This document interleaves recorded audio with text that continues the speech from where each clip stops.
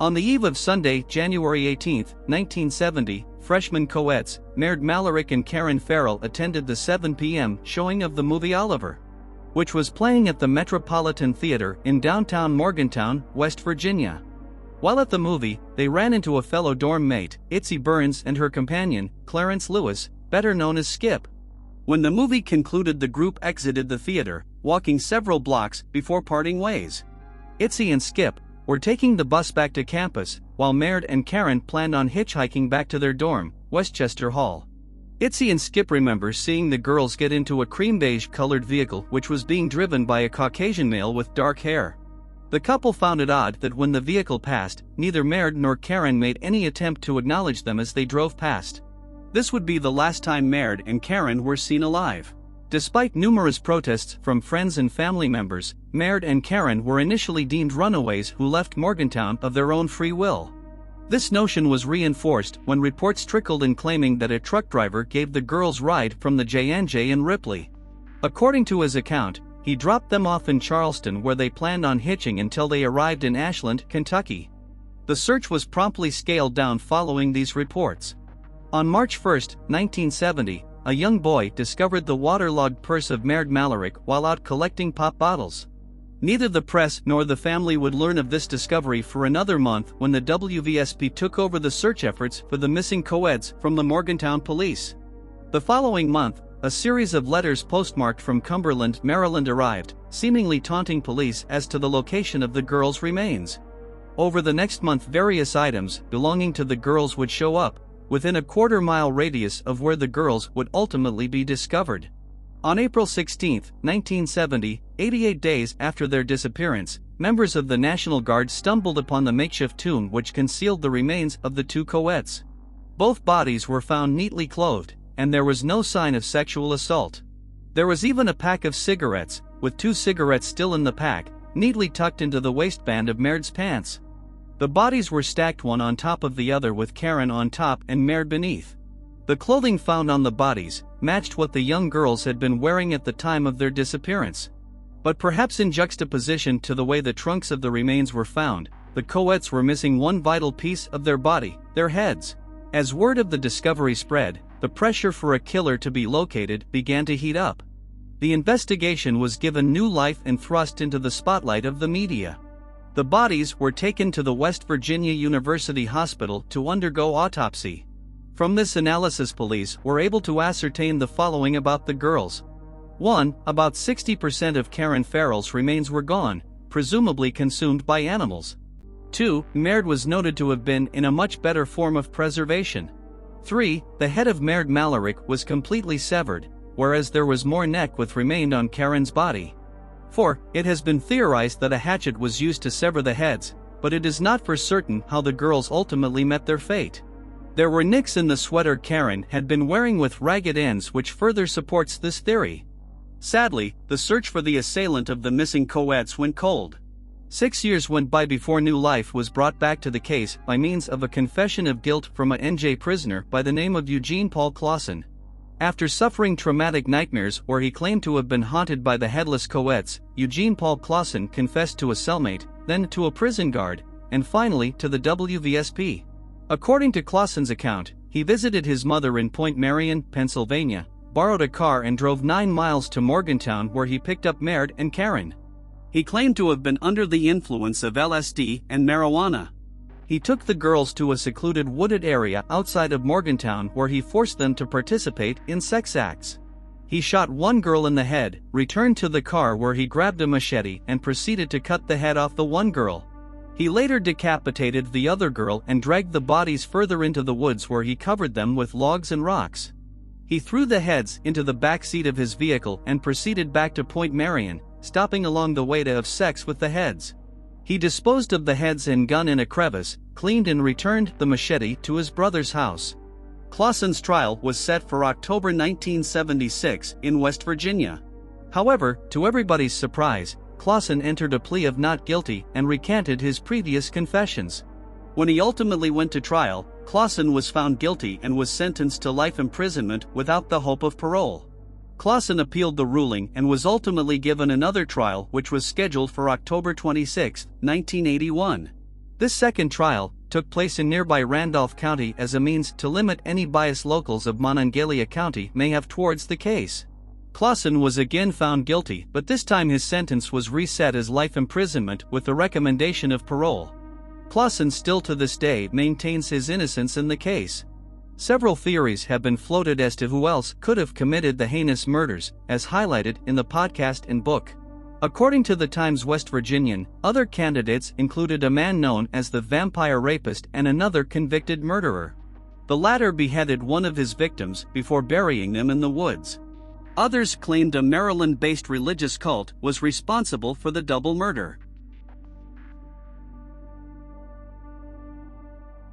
42 years after Las Vegas teenager Kim Bryant was sexually assaulted and murdered, police say that DNA evidence has identified her killer. Kim Bryant, 16, disappeared after failing to meet her boyfriend at a Dairy Queen, and her body was found in a desert area 3 weeks later.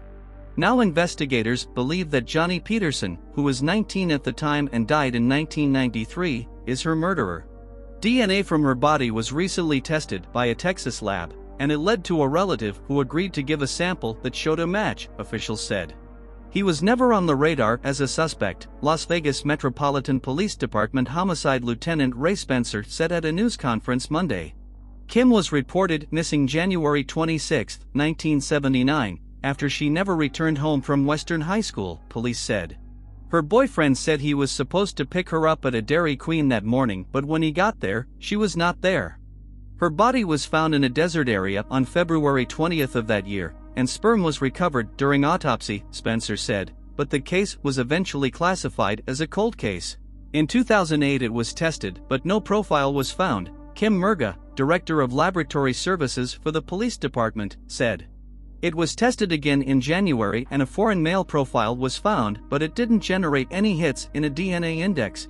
A donation by a local philanthropist, Justin Wu, led to advanced genetic testing through a Texas lab. That led to a relative who agreed to be tested and proved a family tie. Michael Vogan, director of case management at the lab company Off-Ram, said that it developed a large profile and narrowed it down. We upload that into various databases, and we find distantly related people to that DNA, and we slowly include or exclude them as being closely related, he said.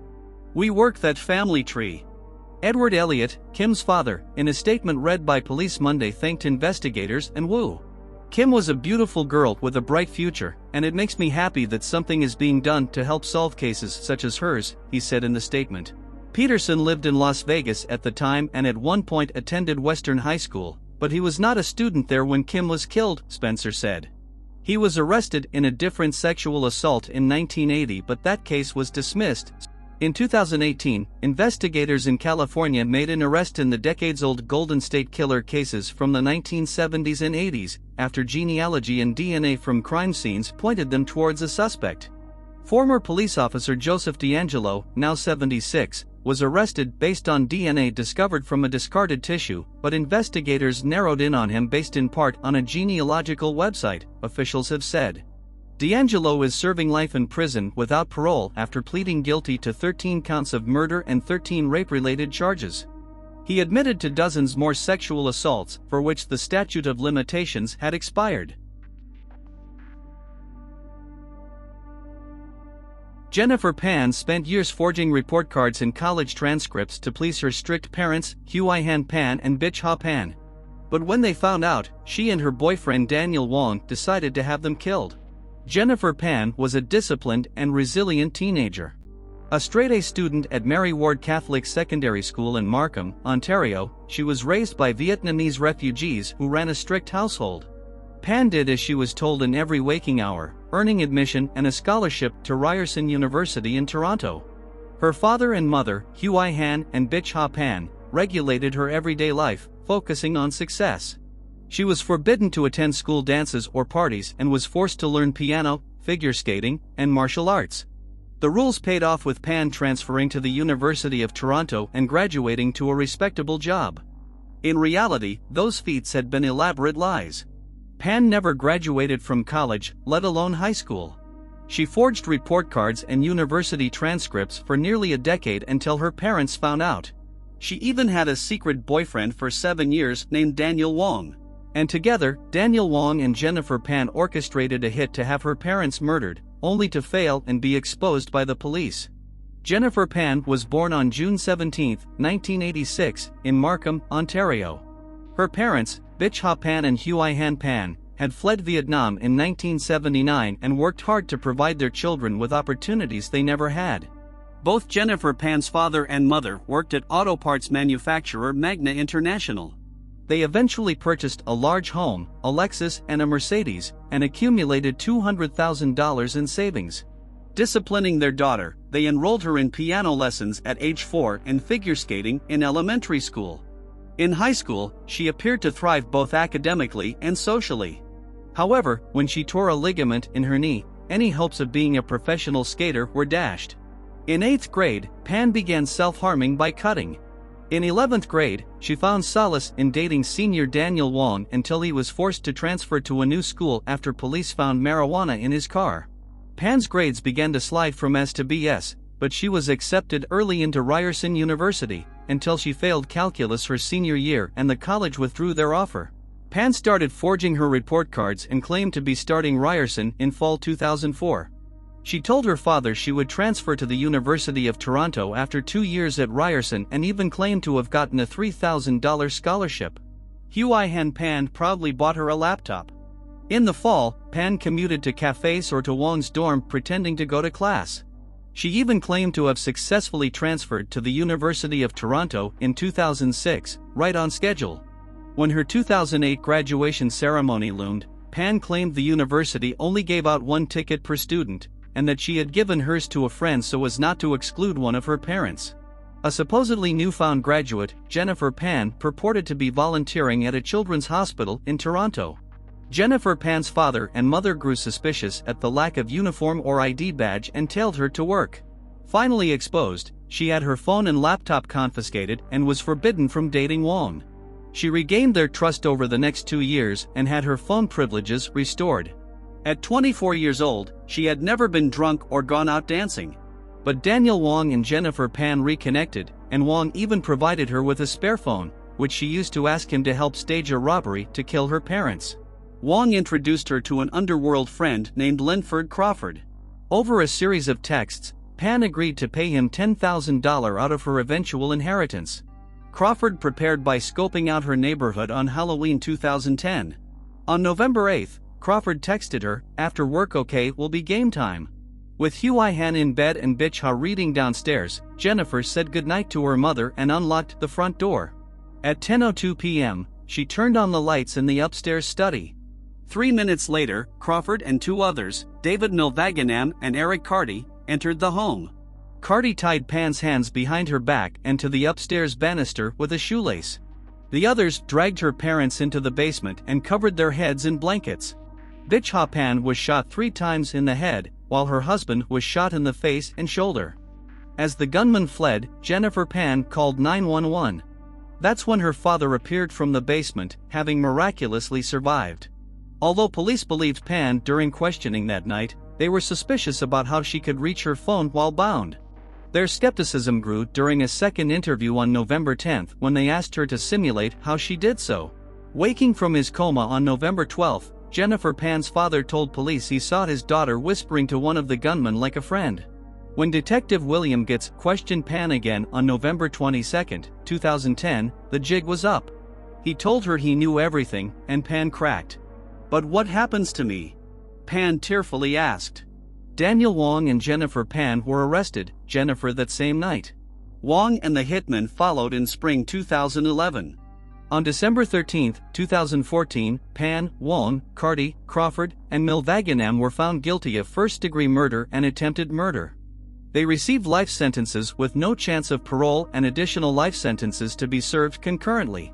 Carty was convicted of conspiracy to commit murder in 2015 and received an 18-year sentence.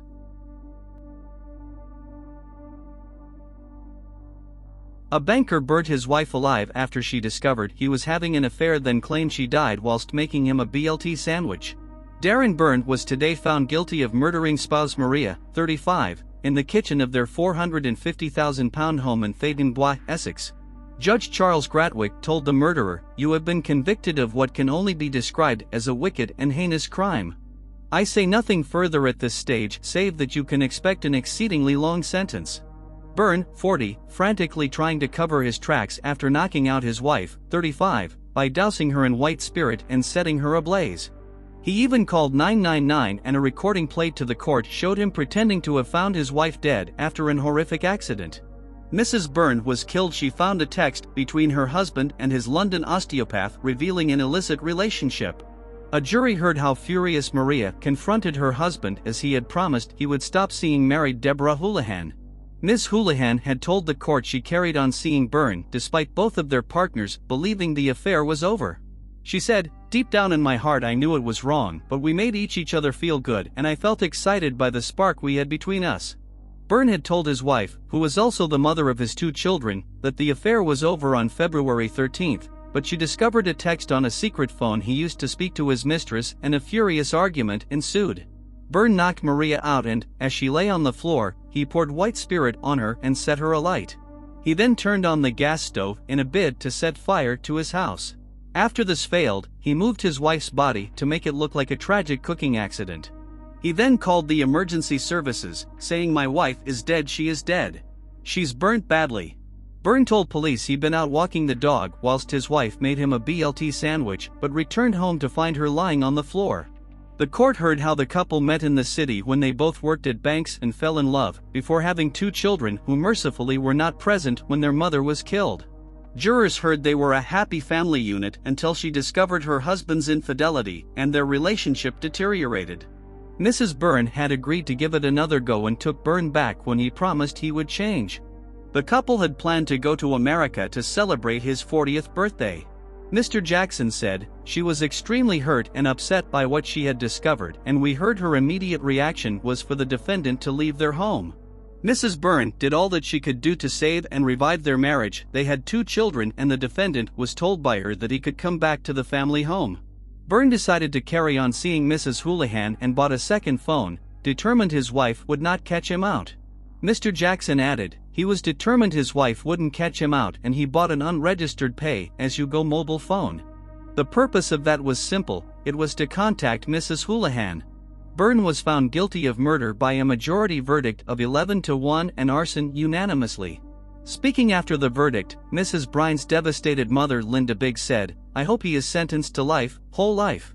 And after death that he rots in eternal damnation."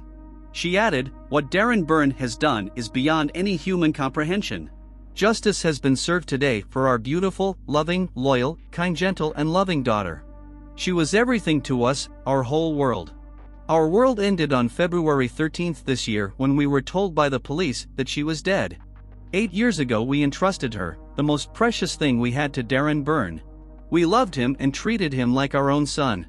This person, instead of loving and protecting her, took her life in the most degrading way.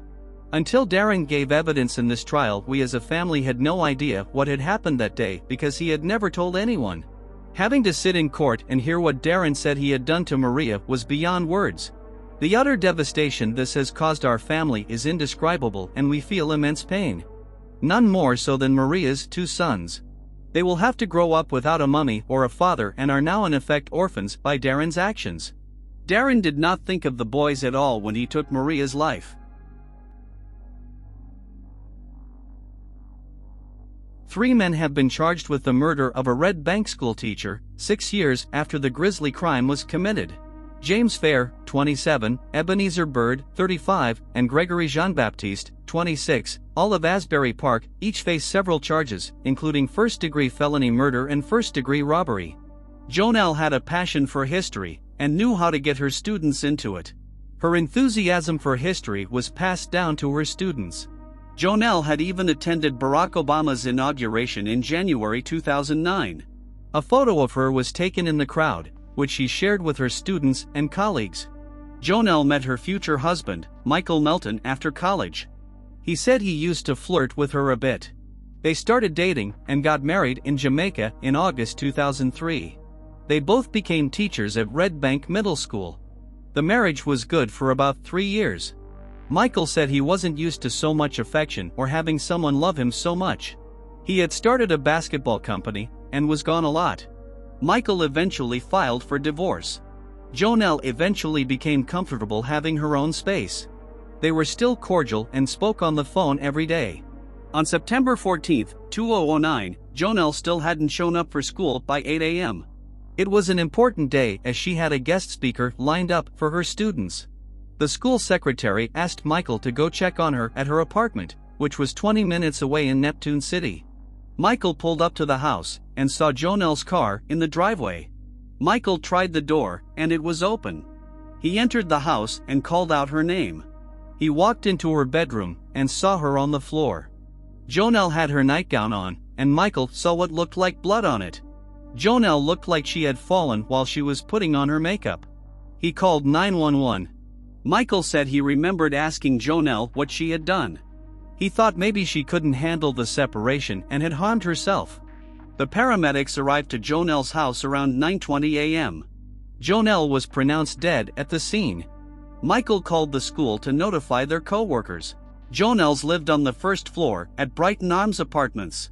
The police believed that they were looking for two killers due to the brutality of the crime. The kitchen window was the point of entry. There was a footprint impression on the chair below the window inside the apartment. A pink lighter was also found near the chair. The kitchen had been ransacked. The cabinets were open and it appeared as if someone had been searching through cereal boxes. It's believed that Jonelle had been killed during the night of September 13th in her bedroom. Jonelle had been beaten and tortured over a period of time, probably to get information from her as to what the killers were searching for.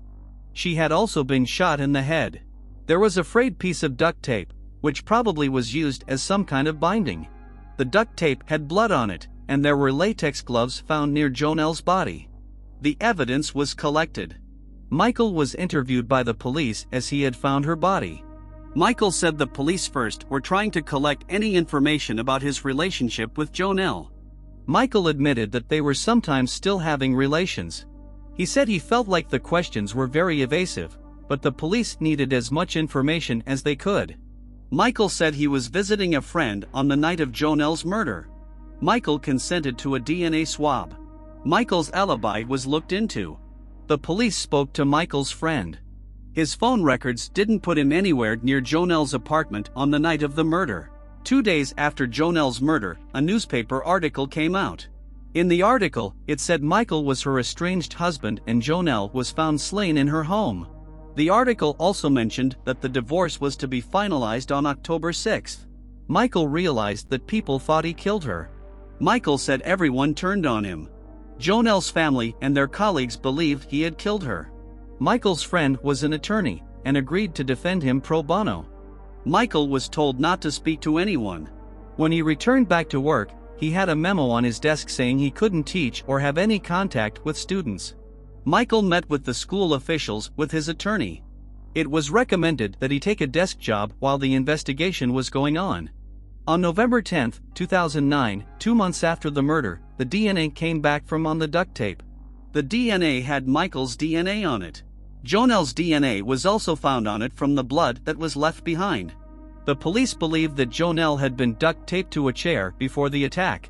Michael said the tape had been stuck to his shoe when he found Jonelle, so he used his hand to pull it off. There was also DNA found on the lighter, but it came back as inconclusive. The evidence was transferred to the New York City Medical Examiner's Office for additional analysis. The police were also receiving tips. One neighbor believed he had heard a loud noise. One woman said her dogs were awoken by the noise.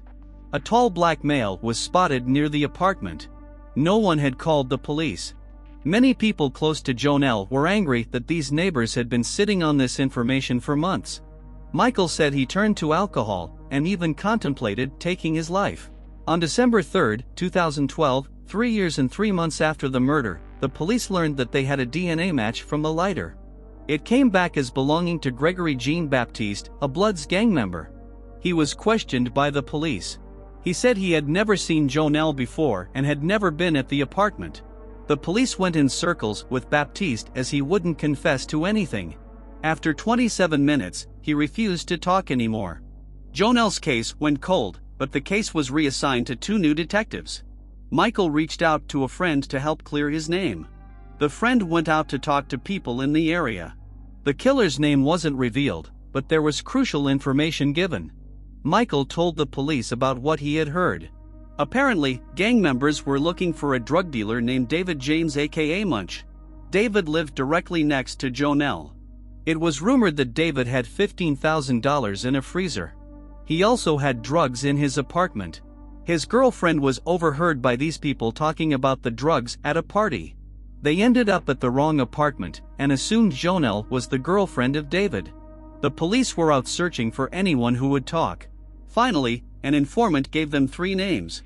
A fourth person, a woman, was their getaway driver. The men were identified as Ebenezer Bird, Gregory Jean-Baptiste and Jerry Spaulding. All 3 were part of the Bloods gang. The woman was later identified as Elizabeth Pinto, a former girlfriend of Ebenezer Bird. On December 1, 2015, a woman named Narika Scott identified Elizabeth Pinto as the getaway driver. Narika had been Ebenezer Bird's current girlfriend. She went to the police after hearing his confession during one of their prison visits. It was clear to the police that she had been very afraid to come forward. Elizabeth was interviewed. She was also afraid to talk. She finally said Jonelle deserved justice and admitted that she was the getaway driver. She said all 3 men dressed in black and told her where to drive. Elizabeth was shown photos of all 3 men, and she was able to identify them by name. She said she didn't know where she was driving to. She agreed to show where she had dropped them off. She pled guilty to conspiracy and agreed to testify against all 3 men. Elizabeth was also able to tell the police that all 3 men had put on latex gloves. Pinto dropped them off nearby and watched them walk across the street towards the apartment. On March 23, 2016, all 3 men were charged with first-degree felony murder, second-degree robbery, conspiracy and unlawful weapons charges. They all maintained their innocence. Thank you for watching. Make sure you subscribe and like the video, and click the bell icon to stay tuned.